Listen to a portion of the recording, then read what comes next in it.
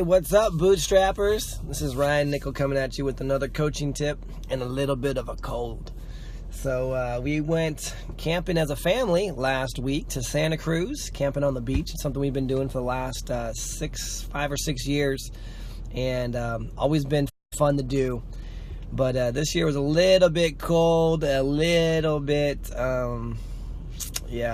chilly in the water when we went body surfing. That's what we do as a family, and it was fun though. But anyway, yeah, just getting back into things. What's up, Paul?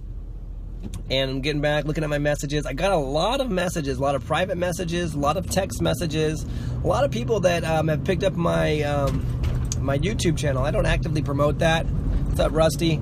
I take these videos from the Facebook page, and I have a guy that I have over in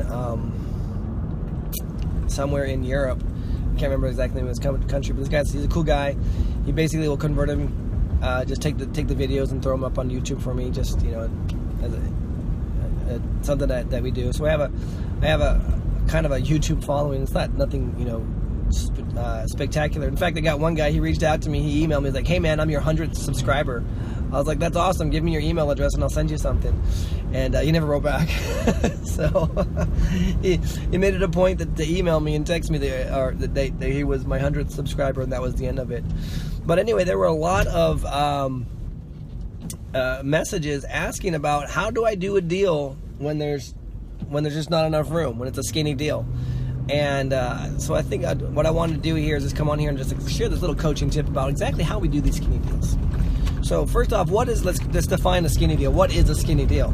Well, a skinny deal is, you have your traditional wholesale deal. So if you have a property that's worth $100,000, you're going to automatically multiply that by 70%. So you're working with 70% of the leftover value there. So after repair value, all fixed up, it's worth $100,000. You're going to take 70% of that, which is $70,000. You're going to subtract out your repairs. Let's say that the repairs are $25,000, or let's call it $30,000. So we got $30,000 in repairs that comes out of that $70,000. So now you're down to $40,000. Now you're going to make some money on it. So you're going to make $5,000 on it. So out of that $40,000, now you're going to make you're down to $35,000. So your offer needs to be $35,000. Well, here's the problem. If the house was owned free and clear, yeah, now you can negotiate, you can do what you need to do, you have wiggle room and stuff like that. But what if there's a mortgage on it? What if they owe $55,000 on this property? They're not going to take a $35,000 offer on a home that they owe $55,000 on, even if it is in disrepair. So now you're in what's called a short sale situation. And that's not going to work for anybody unless they're just losing the property. But even then, they walk away with nothing. I mean, short sales are just kind of a lose, man. It's a lose-lose for everybody except for the agent who's selling the property and the guy buying the property. But if you're the homeowner, you don't get paid anything on a short sale. You can't. If the lender's not going to be made whole, why should you make any money on it? So that's how they look at short sales. So in the particular situation that we have here, let's say the guy owes $55,000 on it. What are you going to do? How do you do the skinny math on this deal?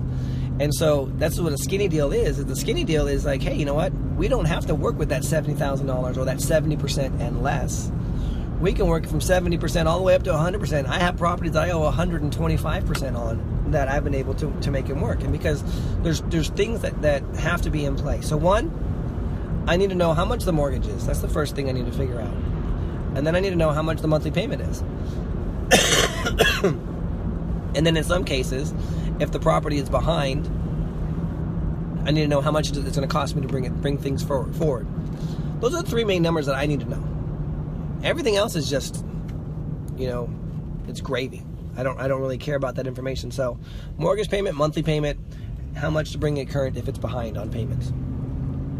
So in this situation, let's say it's $55,000 on this house. And still, I'm not going to discount the repairs. The repairs are still there at $30,000. That has to get done. But that's if I wanted to sell it for $100,000. If I wanted to sell this thing for $100,000, I'm going to have to put $30,000 into it.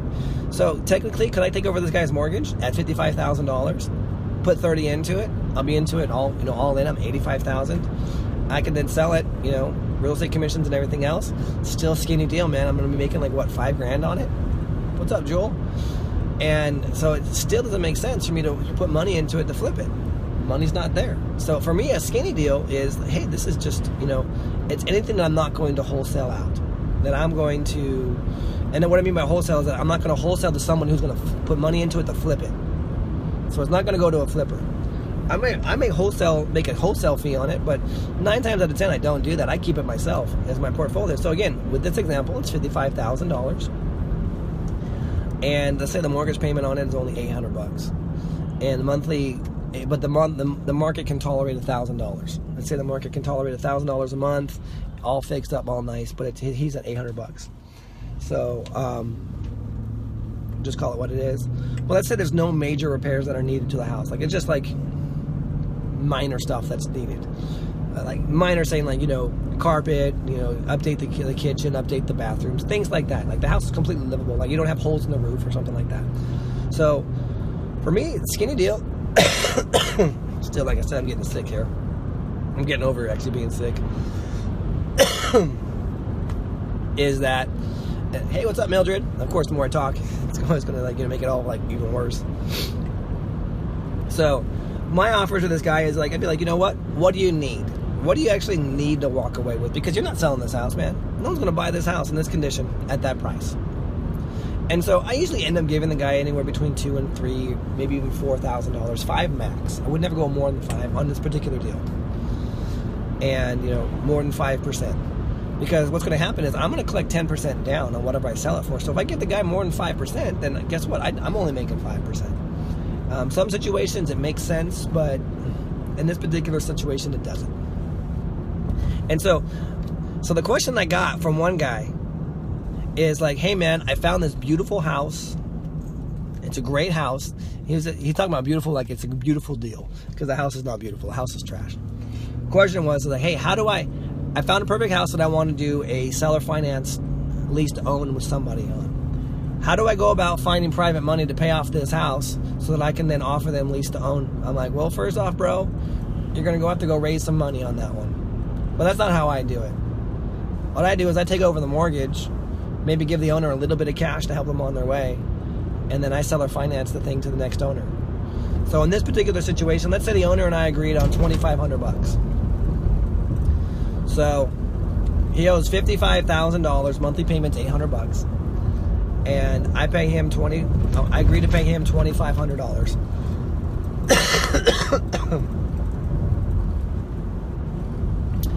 And that look over there, that was me looking at a house. I just drove by a house that I've been eyeballing for a while. So all in, I'm into it $57,500 or $57,500 is what I'm all into it for. And what I need to do now is to go find a buyer. So what I'm going to do is I'm going to advertise this house. I'm going to advertise it as is, maybe for $85,000. And it depends on the work, actually. The work, maybe I'll do $90,000, but I'm just going to keep it simple here, guys. So I'm going to advertise this property at $85,000 with the 10% down. So someone's going to come in with $8,500. Of the $8,500, I'm going to go ahead and pay this Mr. Seller. I'm going to pay him his $2,500, so that leaves me now with $6,000. So I got $6,000. It's going to go right into Hip Pocket National Bank. It's going to go right in my pocketbook. And so I just made $6,000 out of nothing. I didn't have to pay the seller anything until I received the money from my buyer. You can do it that way. Or you can just, you can pay the seller, and then you can market the property however you feel you want to do. But that's how you do the skinny math. Thanks, Mildred. I'm sure hey, what's up, Nathan? I'm sure it sounds like crap. You guys are listening to this like...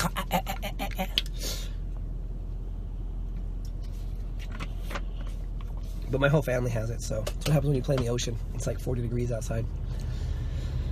Actually, it wasn't that bad, but the water was cold. So, actually, I just took up smoking. It's a really, really good habit, guys. Hello, what's up, guys? I got a house for you. I'm trying to sell. It just gotta go real quick because I gotta move on and get into another place. I kid you not, I talk to people like that all day long. I'm like, oh my gosh, man, clear your throat. So, all right, so that's how you do this, man. That's how you pick up a house for virtually no money. And let's talk about monthly payments. I would probably want to all fixed up $1,000. I would probably want to go for $950 to $900 would be my range. Maybe $925 settling. So I'm gonna make about $125 on it a month. And it's Pretty simple. That's what we call it, a skinny deal. You're not getting rich by it, but you know, a $6,000 cash infusion into the checkbook and an extra $100 a month, not going to hurt anybody. And you know, that's how you get rich, is by multiplying this over and over and over and over, and you have all these different properties. And that's skinny deal math. That's how you make it work. So anyway, just wanted to share that with you. I am almost to my destination. I'm back at it. It's Monday, and I got a lead on a property, so I'm going to go drive by this property right now. But if you guys have any questions, I'm going to be back in the group answering questions for all the stuff that I've missed. If you messaged me, I have not been able to get back to all the messages that have come into my inbox because there's a lot. So what happens when you take a week off? Hey, what's up, Maronda? I hope I said that right. So, anyway, just remember, guys, you're just one deal away from changing your entire financial future. It's really that simple. And it could be this deal. It could be a deal just as easy as that, where you just go and you get under contract and you offer the seller something, because they're going to get nothing else, man. What are they going to get? Who's going to buy a house that's all falling apart for $55,000? Just not going to happen. So get out there. It's Friday. No, it's actually not Friday. It's Monday. I don't even know what day it is. That's what happens when you're unemployed. Hey, man, it's a Friday right now. It's like Monday.